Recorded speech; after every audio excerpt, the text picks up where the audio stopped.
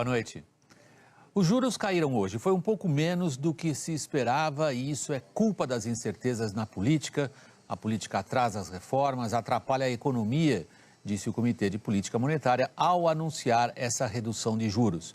A palavra incerteza aparece 5 vezes no comunicado. A palavra aparece sempre ligada a outras como aumento, elevado grau, elevado nível de incerteza, tornando futuras quedas de juro, afirma o comunicado, incertas. E você vai ver também. O ministro Edson Fachin nega o pedido de Michel Temer de adiar o interrogatório no inquérito da JBS.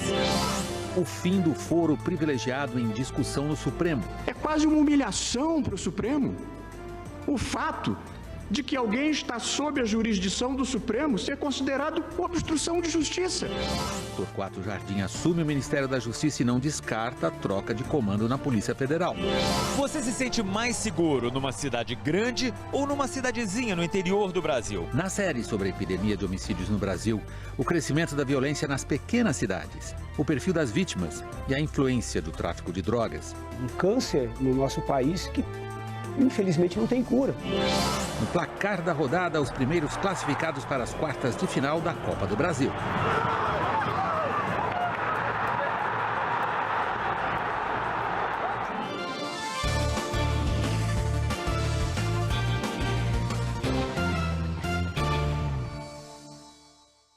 Supremo e Senado examinaram em sessões paralelas como restringir o foro privilegiado. O julgamento no Supremo deve prosseguir nesta quinta-feira. O projeto do Senado vai ser votado em plenário. Vamos ao vivo a Brasília com Heraldo Pereira. Heraldo, boa noite. Heraldo, hoje são 37 mil pessoas, autoridades, que desfrutam do foro privilegiado. Dependendo do projeto do Senado ou do julgamento do Supremo, quantas sobram com foro privilegiado? Pelo Senado e pelo Supremo haverá mudanças. Antes de irmos ao tema, boa noite, William, boa noite especialmente a você, que para nós do Jornal da Globo é sempre sinal de prestígio com a sua audiência. O foro privilegiado ou por prerrogativa de função não é só para os políticos. Há um extenso rol de autoridades civis, militares, do governo, do judiciário, federais, estaduais, dos municípios, com direito de serem julgadas criminalmente só por determinados juízos ou tribunais. Fala-se em mais de 37 mil pessoas. No caso de parlamentares federais e ministros, é o Supremo Tribunal, o órgão julgador das ações penais.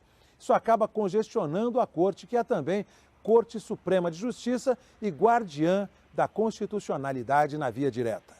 Tentando desafogar o Supremo, eliminar privilégios e buscar a efetividade da justiça, o ministro Luiz Roberto Barroso levou a julgamento o caso de Marquinhos Mendes, só por determinados juízos ou tribunais. De Cabo Frio, em Rio de Janeiro, 37 acusado de comprar votos 9 anos atrás. Ele virou deputado e teve o processo remetido ao Supremo. Diante do risco de réus se livrarem do crime pela passagem do tempo, o ministro propôs para todos daqui para frente que o Supremo só julgue ação penal de autoridades acusadas de crimes decorrentes da função que exercem e com prazo. Todas as outras hipóteses iriam para a primeira instância, que é a instância do cidadão. Vamos ouvir o ministro Barroso. É tão ruim o modelo que a eventual nomeação de alguém para um cargo que desfrute de foro por prerrogativa é tratado como obstrução de justiça, em tese. É quase uma humilhação para o Supremo o fato de que alguém está sob a jurisdição do Supremo ser considerado obstrução de justiça. Acho que não é preciso dizer mais nada. Eu penso que a interpretação constitucionalmente adequada do Instituto do Foro por Prerrogativa de Função é aquela que o restringe aos atos praticados no cargo e em razão do cargo, e isto não apenas é compatível com a Constituição, mas acho que é o que decorre da Constituição à vista da realidade fática que reveste o julgamento destas ações. Os demais ministros do Supremo ainda vão julgar este caso. A sessão está prevista para esta quinta-feira. Ao mesmo tempo em que o Supremo julgava a questão do foro privilegiado, o Senado votava uma proposta sobre o mesmo assunto. E foi aprovado em segundo turno, por 69 votos a 0, o fim do foro especial para todas as autoridades, que em caso de crime comum passariam a ser julgadas por juízes de primeira instância. Só ficariam no Supremo os casos relacionados aos chefes de poderes, das casas do Congresso, dos presidentes da República e do Judiciário. A rápida aprovação foi assegurada depois de um acordo no Senado que permitiu a retirada do texto que, em vez de facultar, previa a prisão de parlamentar após a condenação em segunda instância. Ficou mantido o dispositivo da Constituição atual, em que o parlamentar só pode ser preso em flagrante dos crimes que são inafiançáveis, desde que a ordem de prisão seja mantida pela Casa Legislativa. A decisão do Senado é o tema do Pinga Fogo. Mesmo depois de aprovado no Senado o fim do foro privilegiado, persistem algumas diferenças entre o autor da proposta, senador Álvaro Dias, e o senador Roberto Rocha. Senador, no que é que o senhor ainda ficou em dúvida quanto a essa aprovação? A nossa discussão, que não chegou a ser enfrentada no Senado, é em relação à justiça estadual, que tem um grau de congestionamento muito grande atualmente no Brasil. É evidente que se houver um congestionamento, cabe ao próprio Poder Judiciário definir sobre a criação de novas varas, de varas especiais, e pode ser utilizada a legislação complementar. A diminuição ou fim da impunidade não estaria assegurada nesse caso? O foro especial, ele provoca a impunidade. O que nós queremos é acabar de vez com a impunidade ou pelo menos diminuir. E eu temo, insisto, que essa questão pode se chocar com o artigo 109, inciso 1º da Constituição Federal, que diz que agente público federal tem que ser julgado em vara federal. Apenas isso. Mas esse é um assunto que precisa ser melhor amadurecido. O importante agora é que a Câmara agilize os procedimentos para uma deliberação rápida, em regime de urgência. E como nós temos 500 ações no Supremo Tribunal Federal, seria um benefício à justiça no país a agilização desses procedimentos na Câmara dos Deputados. Geraldo, olha aí, nós temos um dos casos mais atuais exatamente de foro privilegiado, que é o caso do senador afastado Aécio Neves. A prisão dele foi pedida pelo Procurador-Geral da República. Hoje foi sorteado o relator do caso Aécio Neves, é o ministro Marco Aurélio Mello. Como é que o caso anda agora? Há um novo cenário, William. O ministro Edson Fachin decidiu que não cabia a ele julgar o caso de Aécio Neves, entendendo que não há relação com a Lava Jato, operação da qual é o relator. O ministro se manteve com o inquérito da JBS, que envolve o presidente Michel Temer e o ex-deputado Rodrigo Rocha Loures, e negou o pedido da defesa do presidente, que queria que o depoimento dele à Polícia Federal só fosse dado após a perícia nos áudios da gravação do dono da JBS. Na decisão, o ministro disse que o presidente, se quiser, não precisa responder às perguntas, o que, diga-se, é direito de qualquer investigado. Já no caso Aécio Neves, Fachin mandou redistribuir o inquérito, depois de ter decidido, a pedido do Ministério Público, pelo afastamento do senador do mandato, contra a prisão dele e a favor da prisão da irmã de Aécio, de um primo e de um assessor do senador Zezé Perrella, do PMDB de Minas. O caso agora tem como relator o ministro Marco Aurélio, o vice-decano, o segundo com mais tempo de atividade no tribunal. O ministro é um profundo estudioso do direito constitucional e conhece como poucos a jurisprudência da Corte Suprema.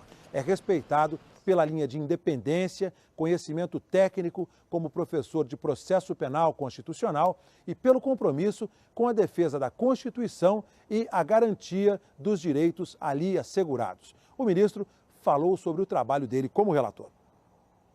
Para mim, o processo não tem capa, tem conteúdo e eu vou atuar segundo o conteúdo dos autos do inquérito. Eu jamais reconsideraria a decisão do colega. E não reconsiderando, não atuando nesse campo individualmente, eu traria ao colegiado. Por colegiado a que se referiu o ministro Marco Aurélio, entenda-se o conjunto de ministros da Corte.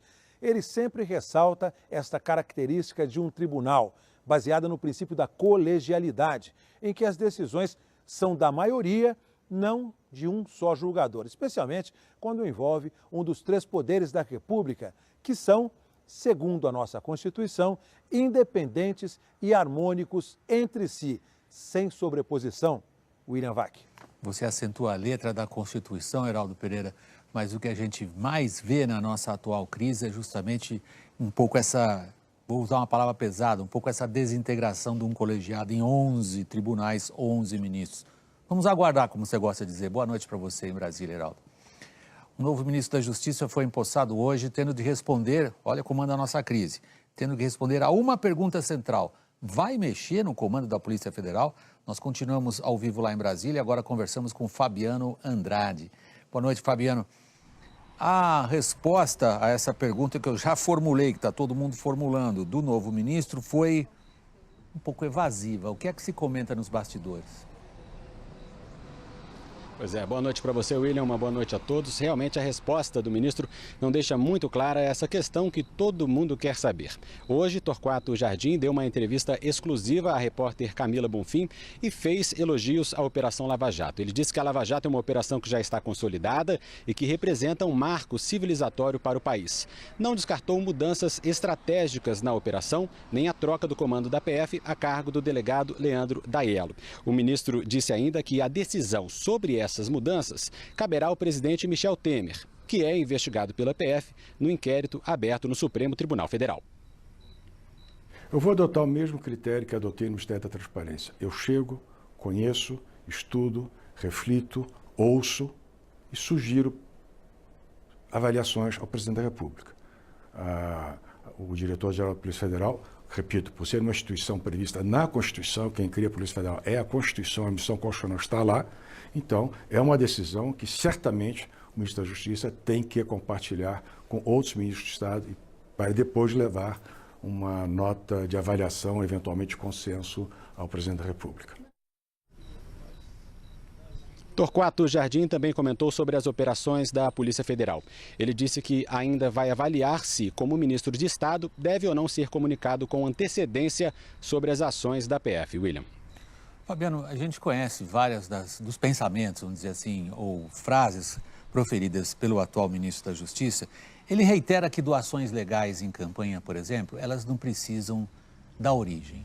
Agora, esse é um ponto muito delicado em relação à Lava Jato, porque uma das teses centrais da força-tarefa da Lava Jato é que propina vem sendo sistematicamente lavada sob a forma de doação oficial.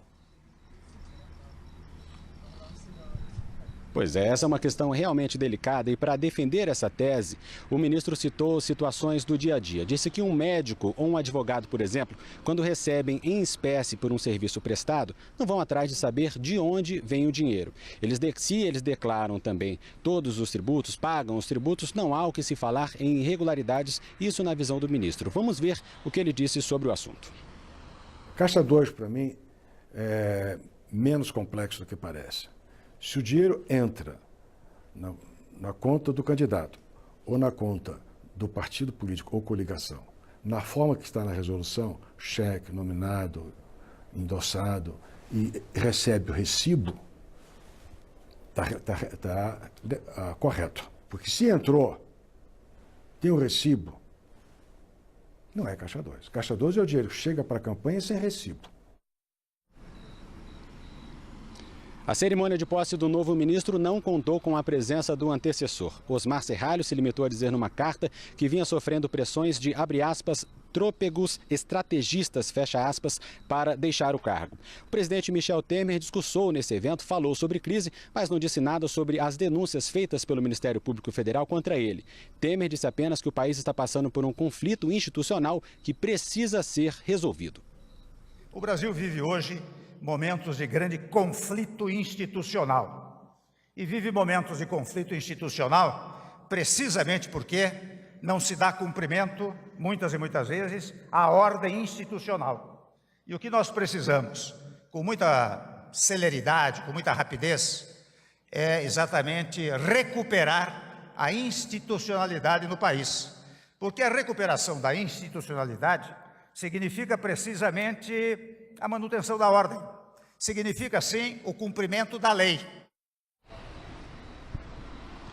Agora à noite, o presidente Michel Temer reeditou uma medida provisória com mudanças na estrutura do governo. Entre essas mudanças está a permanência da Secretaria-Geral ligada à Presidência da República. Com isso, Moreira Franco continua com o status de ministro e, portanto, foro privilegiado. Ele foi um dos citados pelos delatores na Operação Lava Jato. William Vac.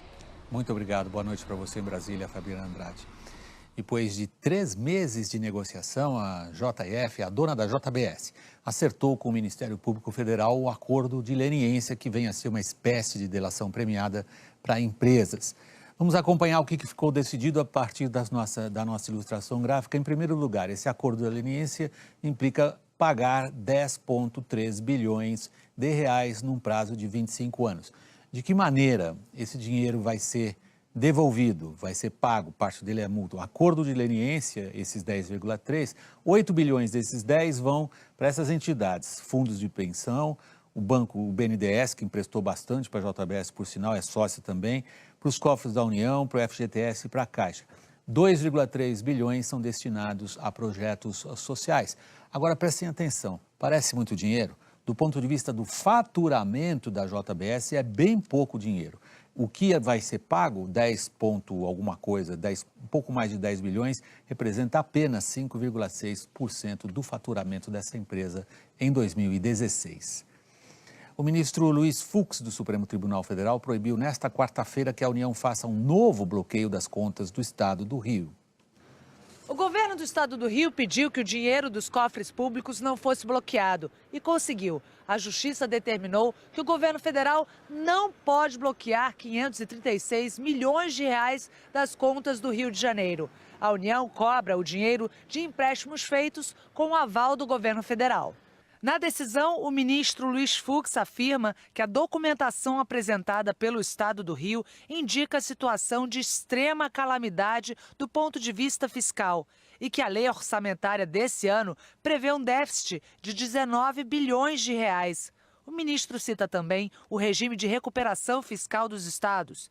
Diz que fechar os olhos para a situação a que estão submetidos os estados da federação consistiria em irresponsabilidade institucional da União, especialmente considerando criticamente o modelo federalista brasileiro, que concentra recursos e competências na esfera federal. O ministro diz ainda que o montante do bloqueio, na ordem de 536 milhões de reais, é suficiente não apenas para desestabilizar todas as medidas que vêm sendo adotadas pelo Estado para reequilibrar as suas contas, como também para interromper a prestação de serviços públicos essenciais e o pagamento de salários aos servidores ativos, inativos e pensionistas. Jogo rápido com ainda o presidente Michel Temer. Nós vamos colocar o país nos trilhos. Quando chegarmos a 2018, os trilhos estarão lá. Mas, e o país? Veremos. E eu estarei? Boa pergunta. Daqui a pouco a gente volta. Vamos ao noticiário internacional. O presidente da Comissão Europeia, Jean-Claude Juncker, disse hoje que é dever da Europa enfrentar os Estados Unidos se Donald Trump, como tudo indica, decidir sair do Acordo de Paris, é o acordo de combate às alterações climáticas. Juncker lembrou que o processo de saída é longo. Vamos a Nova York conversar com o correspondente Jorge Pontual. Boa noite. Das várias propostas ruins que o Trump fez na campanha eleitoral, essa eu acho que é uma das piores. A de abandonar esse acordo, que foi um acordo celebrado por mais de uma centena de países, tem uma importância grande. Cair fora desse acordo. Ele é homem de palavra, né? Boa noite, William. Boa noite a todos. Olha, Trump chegou onde chegou por instinto. E está certo de que a intuição dele vale mais que todas as regras e leis internacionais. Dizem fontes da Casa Branca que, seguindo sua intuição, Trump já decidiu que para os Estados Unidos é melhor sair do Acordo do Clima. O anúncio vai ser feito na tarde desta quinta-feira.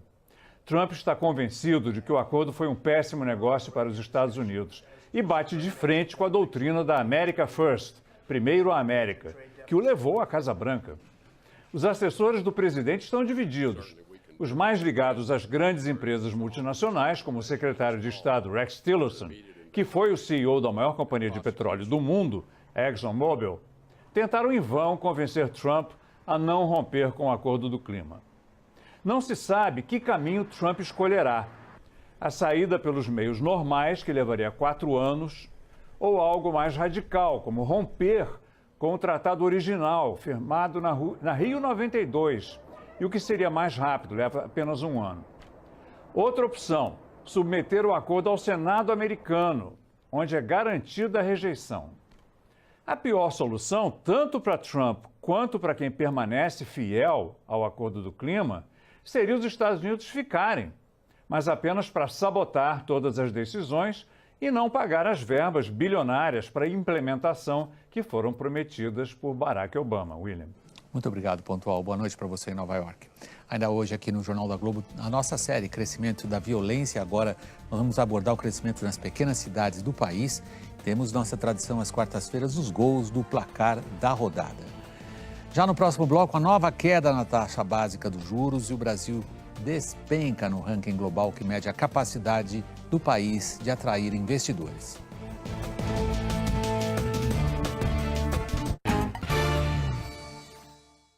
O Brasil despencou num ranking global de competitividade. O ranking é feito por 2 instituições muito respeitadas, a Fundação Dom Cabral e a Escola Suíça de Negócios, IMD. Vamos aos principais números, não são bonitos da gente ver. Competitividade, no caso, é a capacidade que um país tem de atrair investidores. Vejam, nós estávamos na 38ª posição, isso em 2010. Do ponto de vista da economia global, não faz tanto tempo assim. Viemos cair aqui, para posição de número 61. Os melhores e os piores, por esses critérios elaborados por essas instituições, demonstram os de sempre, né? Com os mais competitivos, Hong Kong, Suíça, Singapura, Estados Unidos. Agora, nós estamos, na Mongólia nem dá para criticar, é um país pequeno lá no centro da Ásia, espremido entre 2 gigantes. Agora, ficar perto da Venezuela, num nível de competitividade, eu acho horrível ver uma tabela dessas. Confira na reportagem da Janaína Lepre, como é que a gente foi cair aí nessa situação. Essa é a pior posição já ocupada pelo Brasil nesse ranking. O país foi ultrapassado, inclusive, pelos vizinhos da América Latina, com exceção da Venezuela. E quando a gente olha para o cenário econômico, consegue entender por que está mais difícil para as empresas competirem tanto no mercado interno quanto no mercado externo. O desemprego está alto, as reformas trabalhista, da Previdência e tributária não saem, os investidores continuam pouco confiantes e, além de tudo isso, ainda há as denúncias de corrupção. Olha, num ambiente tão ruim, nem mesmo os avanços macroeconômicos, como a queda dos juros e o controle da inflação, conseguiram ajudar muito. Mas os pesquisadores dizem que nem tudo está perdido. O Brasil ainda tem um potencial grande, seja pelo tamanho, seja pelas oportunidades que pode oferecer. Falta mesmo mudar o que precisa. Competitividade tem uma lógica. Eu crio condições no país para competir. Essas condições revertem em aumento do emprego, aumento da renda, aumento da produção. Essas condições produtivas favoráveis revertem em aumento de renda das famílias e melhoria de qualidade de vida da população. O que nós não estamos tendo é essa sequência. Vamos agora à série que estreamos ontem, contando sobre a epidemia de violência no Brasil. Essa violência, até há pouco tempo, ela se concentrava, era característica de grandes cidades. Ela avançou para o interior do país e segue crescendo agora nas cidades menores. Confiram conosco alguns dos números principais para vocês entenderem do que a gente está falando exatamente. Homicídios, por exemplo, cidades com mais de 100 mil habitantes, perdão, vou me corrigir, cidades com até 100 mil habitantes tiveram esta subida desastrosa num período de 15 anos, considerado ali, do ano 2000 até o ano 2015. Agora vejam o que aconteceu com as cidades maiores. Claro, aqui uma diferença, apenas para que vocês tenham uma ideia do tamanho do problema, é que nós estamos separando aí esse meio das cidades de 100 a 500 mil habitantes. As que têm mais de 500 mil habitantes, ao contrário, sofreram essa queda, tiveram essa queda, eu deveria dizer, de 22%. O último levantamento do Ministério da Saúde comprova que a epidemia da violência, como a gente dizia, se espalhou por todo o Brasil. Confira na segunda reportagem dessa série especial do Jornal da Globo. Sou natural daqui de Itabaiana, Sergipe. Perdi a minha irmã, foi assassinada perto de casa. Moro em Ubiratã, no interior do Paraná. Sou irmão do Paulo Evangelista de Carvalho, que foi assassinado com 11 tiros no dia 25 de janeiro de 2015. Você se sente mais seguro numa cidade grande ou numa cidadezinha no interior do Brasil? O bom senso diz que quanto menor o município, maior é a sensação de segurança. Mas a estatística mostra outra realidade. No ano 2000, nas cidades maiores, para cada grupo de 100 mil habitantes, morreram de forma violenta 46 pessoas. Em 2015, esse número tinha caído para 36. No interior aconteceu o contrário. Subiu de 11 para 16 nas cidades pequenas e de 16 para 27 nas médias. O Jornal da Globo foi até essas cidades para tentar descobrir por que a violência aumentou.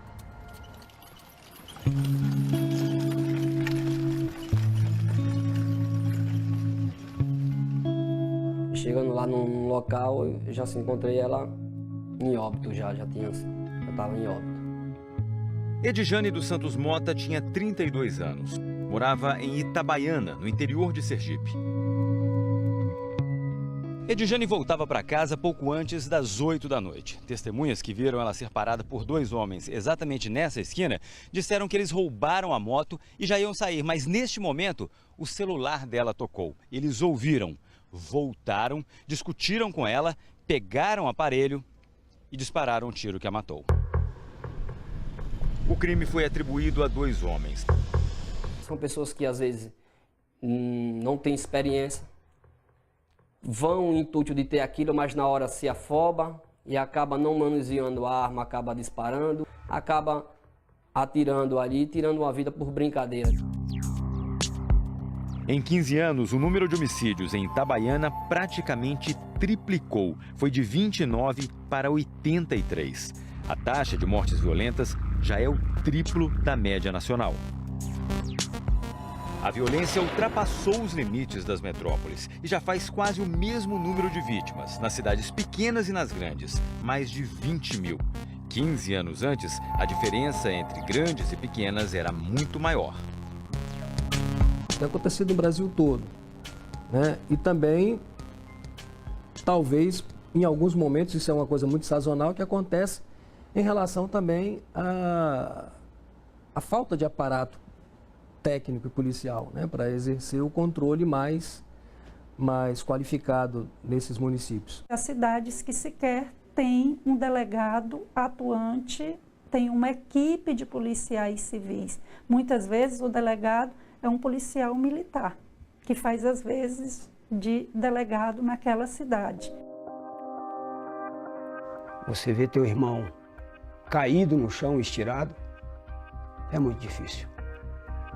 Paulo Evangelista de Carvalho tinha 32 anos. Morava em Ubiratã, no interior do Paraná. Laércio conta que o irmão dele abriu um negócio de pintura de parede, mas o sócio dele era um traficante, o mesmo homem que armou uma emboscada contra Paulo.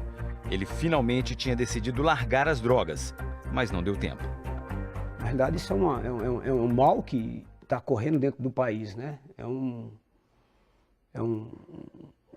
câncer no nosso país que, infelizmente, não tem cura. Essa questão de dependência química. E isso te leva a amizades que vão te levar para o seu fim. A pequena Ubiratã, com 22 mil habitantes, teve 2 homicídios no ano 2000. Em 2015, foram 10. A taxa de mortes violentas passou de 9 para 45. A explicação para essa multiplicação da violência é a mesma para quase toda cidadezinha brasileira.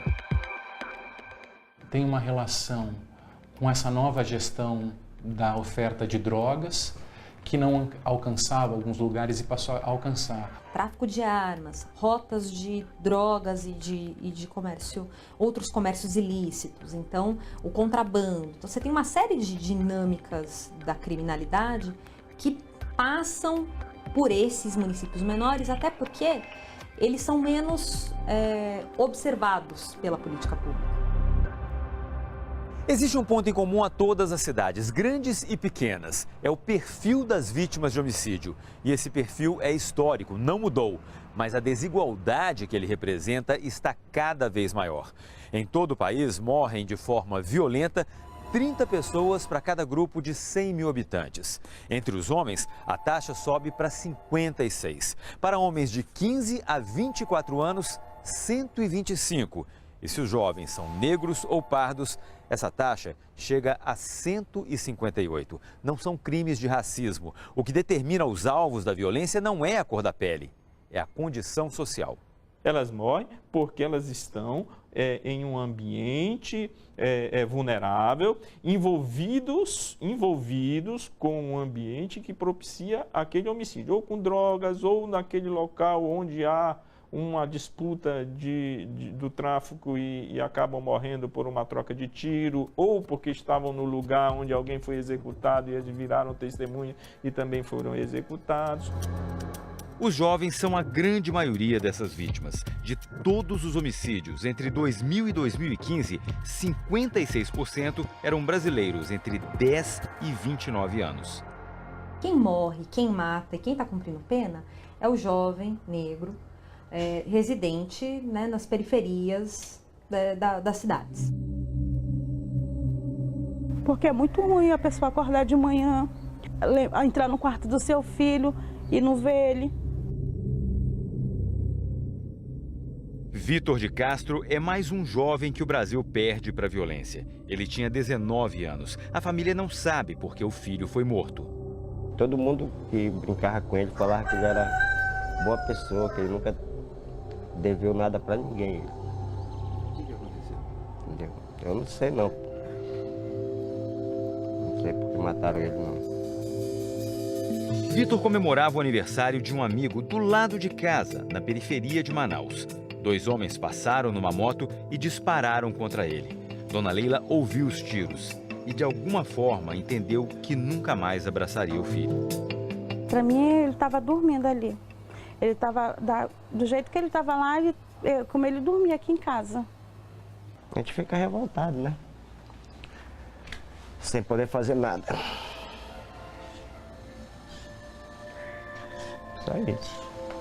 Revolta, a gente tenta levar a vida e seguir em frente.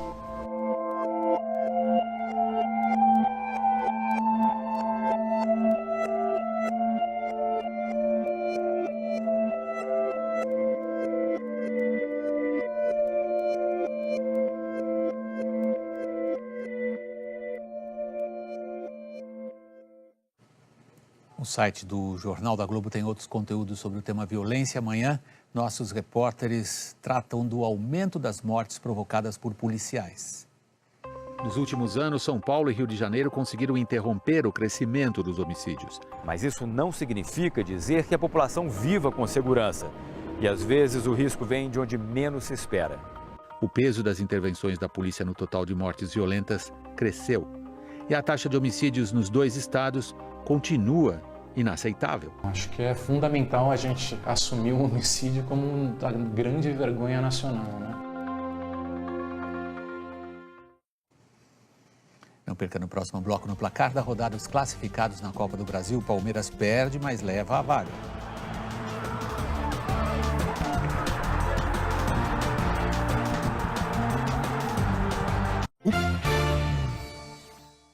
A quarta-feira de futebol foi de definições na Copa do Brasil. Você acompanha agora no placar da rodada com Kleber Machado. Kleber, muito boa noite. Boa noite, William. Boa noite a todos. Já tínhamos 2 classificados, agora temos mais 5 hoje à noite e amanhã a última vaga. E a gente vai começar a passar, então, pela Copa do Brasil, que vai definindo quem vai jogar as quartas de final. Esse é o gol do Nicão, 1-0 para o Atlético Paranaense contra o Santa Cruz. O primeiro jogo foi 0-0 no Recife e o segundo gol do Atlético foi marcado pelo Lúcio Gonzalez. O Atlético venceu por 2-0, deu até sorte nesse segundo gol e está classificado para a próxima fase. Passamos agora para Fluminense e Grêmio. O primeiro jogo foi 3-1 para o Grêmio, jogando em Porto Alegre. Essa entrada do Nogueira deu no meio do Luan e foi expulso com 4 minutos do primeiro tempo. O pessoal ainda reclamou. Aí o Luan fez 1-0 para o time do Grêmio e Pedro Rocha fez o segundo gol. Esse gol foi bonito do Luan e depois o Pedro Rocha num lançamento, num contra-ataque. O Grêmio tem 5 títulos, é o maior vencedor da Copa do Brasil e foi campeão ano passado. ganhou do Fluminense, eliminou o Fluminense e está também nas quartas de final. 2 vitórias. O primeiro jogo em Curitiba foi 3-2 para o Paraná. Aí o Otero fez esse gol olímpico venezuelano. Olha a curva que a bola faz, ó. E esse placar de 1-0 já dava a classificação para o Atlético Mineiro, que ainda fez mais um com o Fred. Lindo lance, toque de categoria do Fred. O que não foi bonito foi o olho do goleiro Léo, coitado. Ele foi atingido no joelho nesse lance aí, ó. Quando o Fred dá o toque, dá uma olhada. Corajoso, o Léo saiu. E sem querer, o Fred acertou o olho do rapaz. Você viu como ficou? Olha o olho direito dele. O Fred foi lá conversar com o goleiro Léo, que foi substituído pelo Douglas. O Atlético ganhou e se classificou. Choveu muito no Recife durante todo o dia, dando toda essa trabalheira no estádio, problemas nos vestiários, muita água mesmo na capital pernambucana, que viu a estreia de Vanderlei Luxemburgo, o novo técnico do Sport. Também enfrentou os problemas com óculos e chuva, uma tabela que não dá muito certo. O Botafogo venceu por 2-1 no Rio e fez 1-0 hoje no Recife com esse gol do Roger. Jogo, bonito gol, hein? O jogo, inclusive, teve ameaçado de não enrolar por causa da chuva. Belo gol do Roger, ó. 1-0 para o Botafogo. O Botafogo poderia ter aumentado a vantagem. Nesse lance aí, ó, o Pimpão vai receber a bola, tá aqui embaixo no vídeo, e ele tá numa posição que é legal. Nesse tipo de lance, o que marca a posição legal é a bola. A bola tá mais perto. Aí, ó, ele tá impedido aqui embaixo, tá vendo? Mas lá em cima, o jogador que recebe tá na boa, tá em posição legal. Aí, quando o cruzamento é feito, a bola está mais perto da linha de fundo do que o Pimpão. E isso é posição legal, errou a bandeirinha a Tatiana Camargo. Aí foi o gol do Durval, o gol de cabeça, o Sport conseguiu um empate, 1-1, mas o Botafogo se classificou e vai em frente na Copa do Brasil. Outro grande jogo aconteceu em Porto Alegre. O Palmeiras ganhou por 1-0 em São Paulo e o Internacional saiu com tudo no jogo do Beira-Rio. Belo passe do Edenilson, domínio e gol muito bonito do D'Alessandro. Viu como ele se movimentou? Posição legal, o Nico Lopes está impedido, o D'Alessandro não. Recebeu um passe à frente, belo passe do Edenilson e ele toca com muita categoria para fazer 1-0. Esse lance aí é uma grande reclamação do Palmeiras. O chute do William, a bola bateu no braço do Léo Ortiz. O Paulo César, que comentou a arbitragem aqui com a gente, disse que foi pênalti. E o lance realmente foi de pênalti. E aí o segundo gol do Internacional. A bola lançada pelo D'Alessandro para o William. De novo, ó, o Nico Lopes está impedido, mas não participa no primeiro lance. Quando o William rola a bola para ele, aí já é uma segunda jogada, ele está em posição legal. O Palmeiras empatou nessa bola na área, o Thiago Santos toca, ela bate no Daniel, zagueiro do Internacional, e vai para o gol. Com esses 2-1, o Palmeiras se classificou. O Internacional ganhou por 2-1 em Porto Alegre, o Palmeiras ganhou por 2-1 em São Paulo. Esse gol marcado fora de casa classificou o Palmeiras. Amanhã nós temos um jogo para completar os 8 classificados. Chapecoense e Cruzeiro. O primeiro jogo foi 1-0 para o Cruzeiro. E aí nós vamos conhecer os 8 classificados. Chapecoense ou Cruzeiro e mais. Atlético Mineiro, Atlético Paranaense, Botafogo, Flamengo, Grêmio, Palmeiras e Santos. Você viu que tirando o Flamengo, os outros 6 vão para a fase seguinte da Copa do Brasil e continuam ainda disputando a Libertadores. É isso aí, William Vac.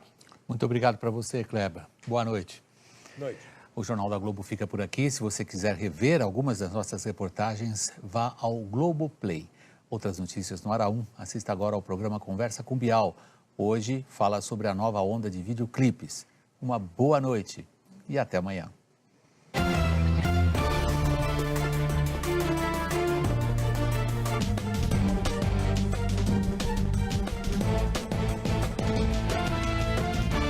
Boa noite. Os juros caíram hoje. Foi um pouco menos do que se esperava e isso é culpa das incertezas na política. A política atrasa as reformas, atrapalha a economia, disse o Comitê de Política Monetária ao anunciar essa redução de juros. A palavra incerteza aparece 5 vezes no comunicado. A palavra aparece sempre ligada a outras como aumento, elevado grau, elevado nível de incerteza, tornando futuras quedas de juro, afirma o comunicado, incertas. E você vai ver também. O ministro Edson Fachin nega o pedido de Michel Temer de adiar o interrogatório no inquérito da JBS. O fim do foro privilegiado em discussão no Supremo. É quase uma humilhação para o Supremo o fato de que alguém está sob a jurisdição do Supremo ser considerado obstrução de justiça. Torquato Jardim assume o Ministério da Justiça e não descarta a troca de comando na Polícia Federal. Você se sente mais seguro numa cidade grande ou numa cidadezinha no interior do Brasil? Na série sobre a epidemia de homicídios no Brasil, o crescimento da violência nas pequenas cidades, o perfil das vítimas e a influência do tráfico de drogas. Um câncer no nosso país que, infelizmente, não tem cura. No placar da rodada, os primeiros classificados para as quartas de final da Copa do Brasil.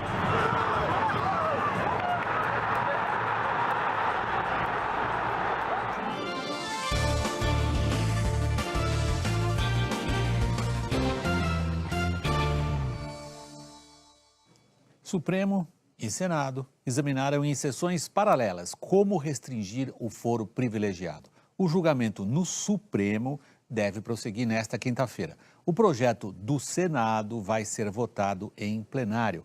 Vamos ao vivo a Brasília com Heraldo Pereira. Heraldo, boa noite. Heraldo, hoje são 37 mil pessoas, autoridades, que desfrutam do foro privilegiado. Dependendo do projeto do Senado ou do julgamento do Supremo, quantas sobram com foro privilegiado?